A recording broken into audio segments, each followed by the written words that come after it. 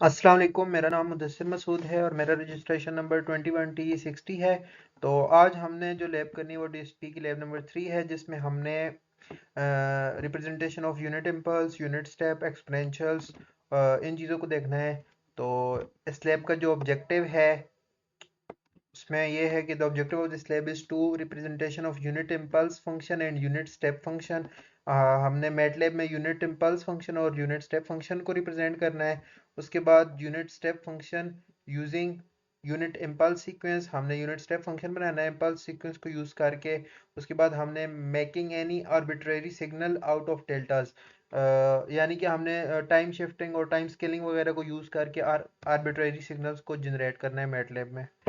तो ये स्लैब का ऑब्जेक्टिव था। उसके बाद हमने टास्क परफॉर्म करने हैं स्लैब में। तो सबसे पहले जो टास्क है उसमें मैंने एक फंक्शन जनरेट करना है जो कि इम्पल्स सीक्वेंस को जनरेट करे। तो इस फंक्शन में सबसे पहले मेरे पास x और n जो हैं ये आउटपुट आर्गूमेंट्स हैं, और n0 n1 n2 ये इनपुट आर्गूमेंट्स हैं, जो कि मैंने इनको नीचे यहाँ पे डिफाइन किया है कमांड विंडो में मैटलैब की। तो n0 जो है वो मेरा इम्पल्स सीक्वेंस का जो पोजीशन है उसको डिफाइन करेगा। जो n0 की मैंने वैल्यू यहाँ पे 0 दी है, तो मेरा जो इसका प्लॉट आएगा इम्पल्स फंक्शन का वो 0 पे डिफाइन होगा, 0 पे 1 होगा। तो इसके बाद जो n1 है मेरा वो स्टार्टिंग इंडेक्स है, n2 एंडिंग इंडेक्स है। स्टार्टिंग इंडेक्स यानी कि मैंने -5 दिया है तो सिग्नल मेरा -5 से स्टार्ट होगा, और n2 जो मैंने 5 दिया है वो 5 पे एंड होगा। उसके बाद मैंने जब इसको कमांड विंडो में अपने फंक्शन को कॉल किया है तो मेरे पास ये इसका ग्राफ आया है। ये कंटिन्यूस टाइम में है और ये डिस्क्रीट टाइम में, क्योंकि यहाँ पे मैंने प्लॉट यूज़ किया है एक टाइम, और साथ ही मैंने स्टेम फंक्शन यूज़ किया जो कि डिस्क्रीट प्लॉट देता है। तो यहाँ पे मेरा -5 से 5 तक और ये 0 पे सिग्नल प्लॉट हो गया है। फर्स्ट टास्क नंबर 2 है जिसमें हमने यूनिट स्टेप फंक्शन को प्लॉट करना है मैटलैब में, सेम उसी तरह जिस तरह हमने यूनिट इम्पल्स फंक्शन को प्लॉट किया था कॉन्टिन्यूस में भी और डिस्क्रीट में भी। तो फंक्शन मैंने इसमें भी यहाँ पे मैटलैब में बनाया है जो यूनिट स्टेप फंक्शन को प्लॉट करेगा। तो यहाँ भी मेरे पास x और n आउटपुट आर्गूमेंट्स हैं और n0 n1 n2 input arguments हैं। n0 जहाँ पे मेरा सिग्नल यूनिट स्टेप सिग्नल की जो पोजीशन होगी, n1 स्टार्टिंग इंडेक्स होगा, n2 एंडिंग इंडेक्स होगा। तो यहाँ पे मैंने n0 की वैल्यू 0 दी है तो मेरा यूनिट स्टेप 0 पे प्लॉट होगा, और -5 से स्टार्ट होगा और 5 पे एंड होगा। तो जब मैंने कमांड विंडो में इसको कॉल किया तो ये मेरे पास इसका आउटपुट प्लॉट आया है जिसमें ये कंटिन्यूस टाइम में ड्रा हुआ है सिग्नल। ये -5 से 5 तक इसका हमें इधर वैल्यू मिल रही है प्लॉट में, और इसी तरह डिस्क्रीट में -5 से 5 तक जो मैंने इधर इनपुट आर्गूमेंट्स की वैल्यू दी थी वहां तक मुझे अपना यूनिट स्टेप फंक्शन मिल जाएगा। उसके बाद हमारे पास नेक्स्ट टास्क है जिसमें हमने ओरिजिनल सिग्नल को इवन और ऑड पार्ट्स में स्प्लिट करना है। उसके लिए मैंने ये फंक्शन जनरेट किया मैटलैब में। तो सबसे पहले एक्स इवन, एक्स ऑड और एम जो है टाइम एंड डाइसेस है। तो ये मैंने फंक्शन के आउटपुट आर्गूमेंट्स दिए हैं। यहाँ पे इनपुट एक्स और एन होंगे।